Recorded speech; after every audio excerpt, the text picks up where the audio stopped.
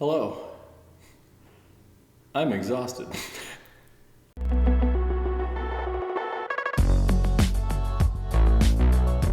I just got done training. I'm pretty sure I still have sweat dripping down my arm. Sorry, it's been a little while since I've last uploaded a training journal video thing. Things have just been crazy. I've been able to keep training and things. Things have been nuts. But it's good to get back to it. And a lot's happened. A lot's been shifting. A lot has been changing and whatnot over the last God knows how long it's been. And also I have some hands-on demo footage of me and a karate student going through something. That's just kind of fun. So I'll toss that in there because why not? But before we really get too into it, just my little PSA. This is not training advice. I'm not here to teach you the system. I'm not here to divulge secrets or inform you on what you should be doing in your own training. These are just my thoughts and opinions and observations of what this training is doing to me personally. So from the perspective of somebody that's been doing external martial arts for like 20 something years. That being said, so I continue to develop the arch in really both of my feet, but a lot of focus on my left foot and repairing what was not just a fallen arch, but my ankle had rolled in and it's taking my knee with it and all that nasty stuff. So that still is continuing, and it's now progressed way past where I thought I was going to get. My left foot is now where my right foot started, and my right foot, I think I said that right, my right foot is now well past wherever I thought it could go. There's one of the exercises where you're scrunching your feet, and there's a middle part of your foot, I think that's on camera, where you have this nice arch, and there's actually I wouldn't call it a joint, but there's two bones that have like a little, not knuckle, but there's a hinge there. There's like a little bit of separation cartilage. I don't know what the hell. I'm tired. And so when you scrunch your foot, for a lot of people, where I started, it would kind of like that little bit, and you're straining and it's cramping up and it feels terrible and stuff. And when you watch the video of like Stefan doing it, or you see other people do it, it's like a hand waving at you. It's alien. It's not okay. My right foot is starting to get this notable movement in it. My left foot is getting that little bit. There's something forming, there's something happening. And when I go to teach class, I'm notorious for having dust just gathered from the floor from being out here for hours. I'm notorious for having that cling to my feet. And so when I kick somebody, I'll leave a dusty footprint on their gi. But I can then check to see throughout the night. I'll look at the bottom of my foot and see where the dust has collected. And what's really cool is it's no longer collecting in the arch of my foot, meaning that part of my foot is, for the most part, staying off of the floor. That's really, really cool. I'm really excited about that. And what's also really neat about this is I wasn't used to having foot issues or hip issues or anything. I was used to having knee issues. And since my foot is realigned and now the arch is actually starting to form, I mean, yeah, my knee hurts from time to time because I just have like arthritis and it's kind of just bone on bone. And my right knee makes weird noises every time you might be able to hear that actually. It's also arthritis and things are tight. But I haven't had to think about my knee alignment in, I don't remember how long. That was not the case just a short little while ago. I'd be doing a standing posture or going through form or really anything with hip, knee, foot alignment, just day to day. And I would have to consciously think about what my knee was doing, where it was. Now I'm just in my feet so much. I'm obsessively going to my feet, and I don't actually really think about my knees until I'm trying to release contraction in them to get to my feet.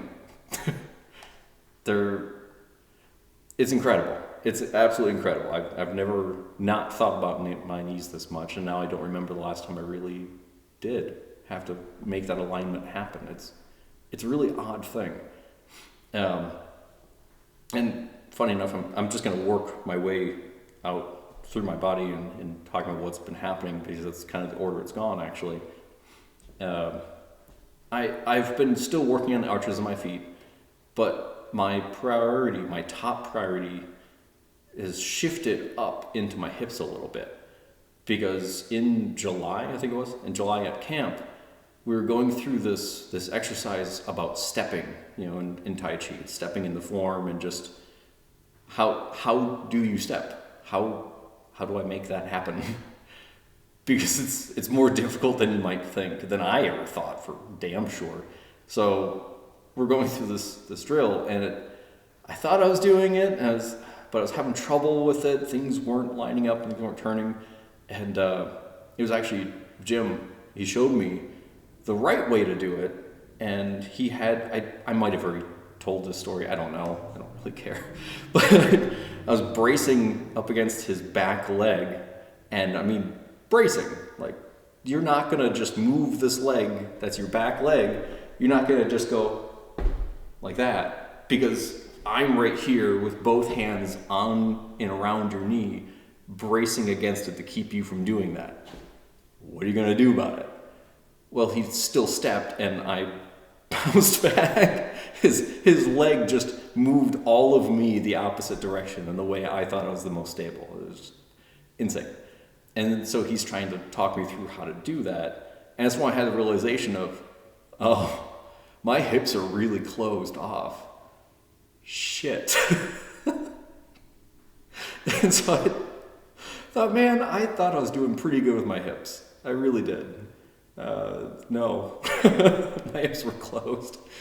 So I got it to work, by the way. I got that little tiny, like maybe a 0.5% of what he was doing, but that there was a needle point of light at the end of the tunnel kind of thing.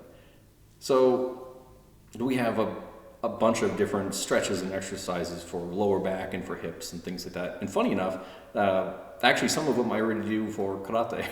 I already torture my students with some of these. I just thought it was kind of funny to see them pop back up, or ones that are closely related. But there's one, without giving any details on it, I'll just refer to it as the squat. And if you're in HME, you know exactly, there's like a whole set, but you know what I'm referring to when I say the squat. We also refer to that one as Benjo Dutch. Let's see if anyone gets that one.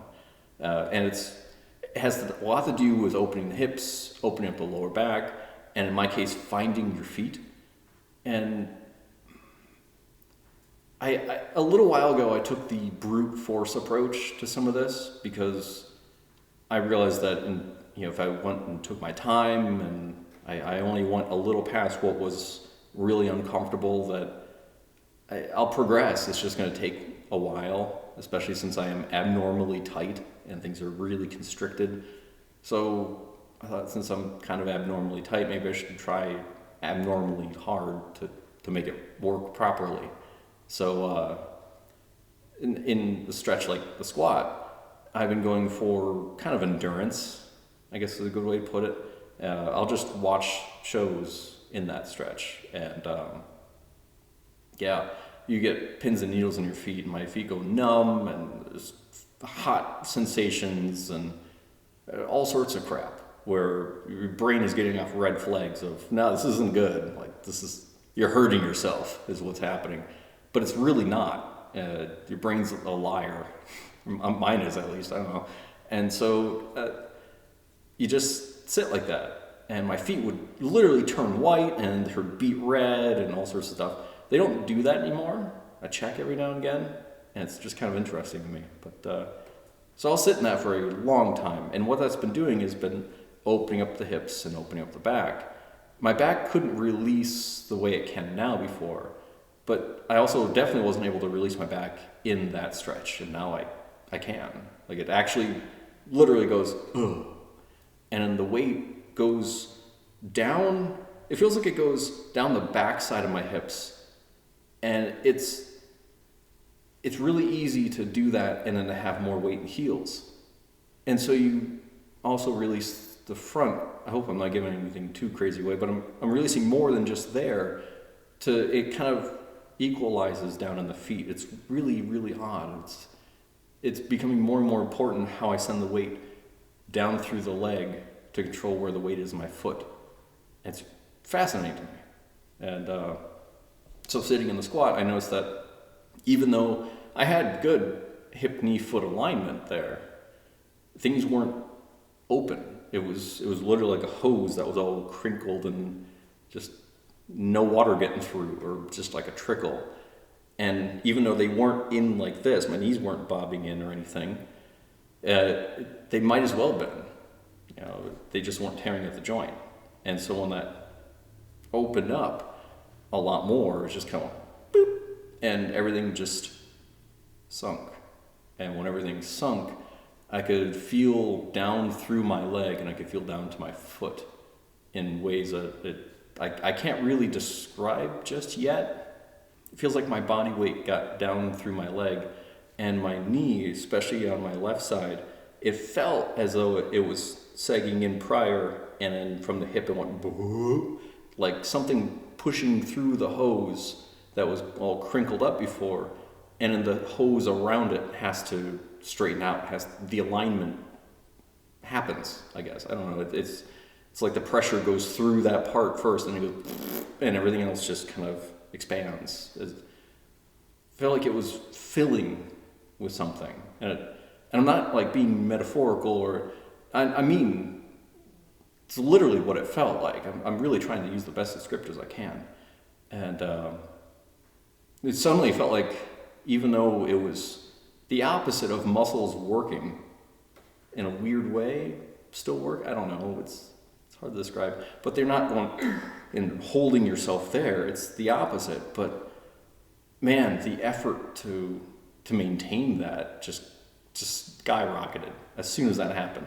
And that's when I realized, oh shit, this sucks hard, but this is more correct than what I was doing. So even though it hurts so much more, now I need to marinate in it for a little while, so that way this sticks. This is the more correct way. And since I've hit that, then I've been doing more of the endurance runs, so then I hit that kind of early, and by early I mean like 5 or 10 minutes, and then I can chill with that for a good while and really enjoy that connection. And that's the weird thing, is that I enjoy having that connectivity to everything now in ways that I didn't before. Not that I didn't enjoy it, but I feel like when things are closed off or things are tight, it's like I don't have one of my arms. The hips are kind of complicated. I'm really finding out that it's not just this thing in here, it's kind of the whole area that's around it that's really important for releasing and for structure. And so one of the corrections I kept getting when I'd be doing standing postures, like all the instructors would see it right away and then come over and they would kind of poke right here and trying to get me to line that up better, to release better, to things were doing this. And I had no idea, so I was just trying to do my best with it and trying to kind of follow their poking and do my best with it. And I'm glad I did, because now I feel that difference. And I'm right-handed. I think I'm right-legged. Like, you have a dominant leg. I think I'm right-legged as well. I'm definitely right-eyed, all that kind of stuff. But I think the majority of my weight goes down through my left, which is strange to me, because that's my bad knee and that's my bad foot. So I don't know what's going on with that, but my right leg, everything's been pulling up and away, and that showcases really well right here in what they call the claw. So that was actually pulling up away from the ground, pulling weight out of my leg, so I couldn't sink weight down to that foot. I can release things, but I can't, it's stopped up here. So I can release down here all I want, but it's empty. The hose just goes and just dangles and flaps in the wind a little more. But if I release from up here, it feels like the hose fills, and I can get down to the bottom of that foot. And it's odd.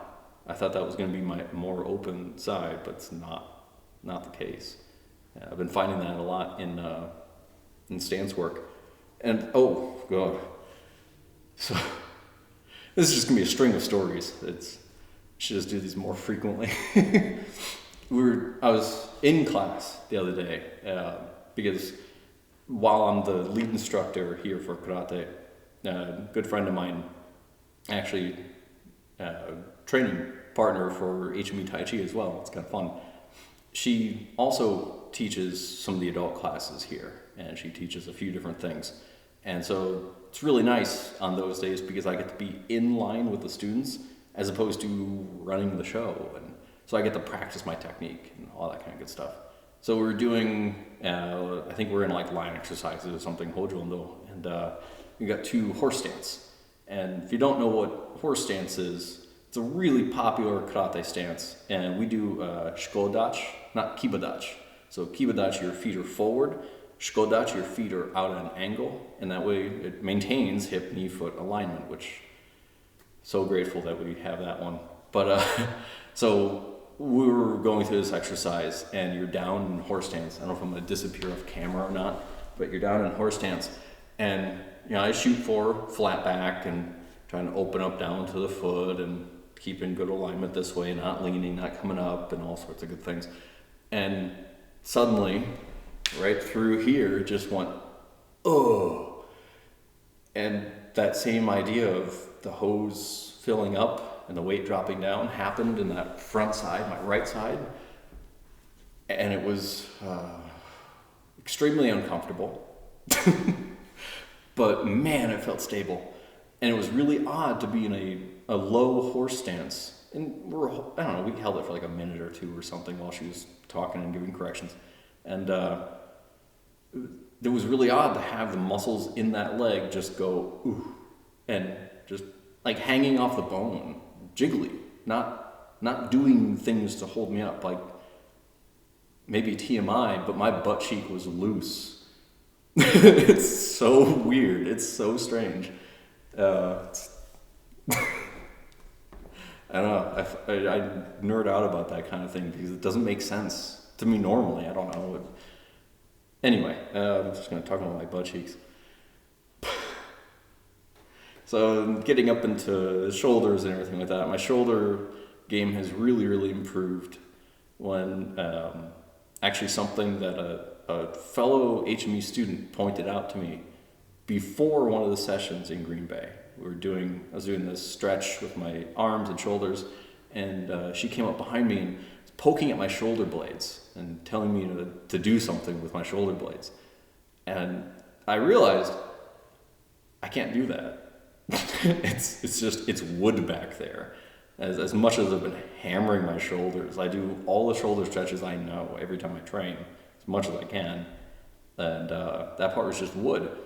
But since then, I've been trying to play with it, and people have kind of given me little pointers of, well, do this, make this the engine of the movement, do this. And it's been super solid advice, and it's really been helping everything go down and out. And it's been helping me keep better alignment up top, which then helps open up the back, which then helps. It's a trickle-down effect. Everything you do, if I do this thing 5% better, then over here is also 5% better. Over here is 5% better. It's a ripple effect everywhere. And I use percentage because it does seem to be a percentage game. It's not like my hips are closed, 0% open, and then I do these movements and I do the thing. I don't know what this geriatric dance was, but it's not like you do those things and then boom, 100% open. It doesn't work like that, and then when it wears off, you just kind of go and then close off, and then I don't know how you move, and then you do it again, and you just go, oh. It's a percentage game, and so it's little bits, and you'll have like what feels like a bigger jump, like boom, like something clicks, maybe tissue moved the right way, or you understood that they actually meant what they said, and you go, oh shit, but now you understand what that means and how to do it. And so it's really stepped up my shoulder game, and I'm opening up my arms in a lot of different ways. I now feel the things that were described earlier to me that just, there was no way I was going to take all that in. There's no way it's going to make sense. But now it kind of makes more sense. And so I can extend that out to the hand and all sorts of stuff. It's wild. This is really, really wild. That's kind of how my personal training's been going. And I'm going to get to the live demo footage here. This is a student of mine in karate. Really good guy. And what you're about to see is him restraining my arm, and then also trying to, basically just restraining my arm in such a way that it makes it difficult for me to get it back through muscle. I can't use the normal systems of leverage that I'm used to using. I can't use other parts of my body without internal movement, because they're locked up, they're seized, they're tight, they're pulled away. And so I don't know if it's any kind of like special hold. I have no idea. I just told him after class, hey, if you don't mind being in a video of mine, if you just lock up my arm somehow and don't let me get out of it. I just gave him bare bones instruction, didn't tell him what I was hoping for, or nothing, just hold me. Yeah, keep a lot of pressure. Okay. Ready? Okay.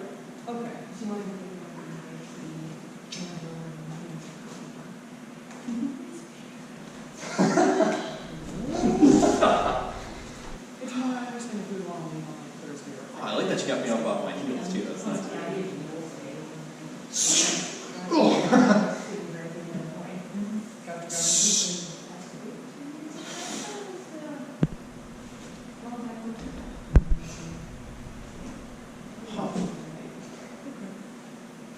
I mean, I'm free. Yo. Thank you for letting me use you in the video there, Austin. And yeah, before we close this up, thank you very much to my Patreon supporters. That's fantastic. It's an extra bit of motivation, and it's greatly appreciated. So, thank you. And more of this to come. Going to be doing some more interviews here pretty soon. For those of you that train hard, get at it. You're not going to pass out, probably. Yeah, I don't even know how to close these.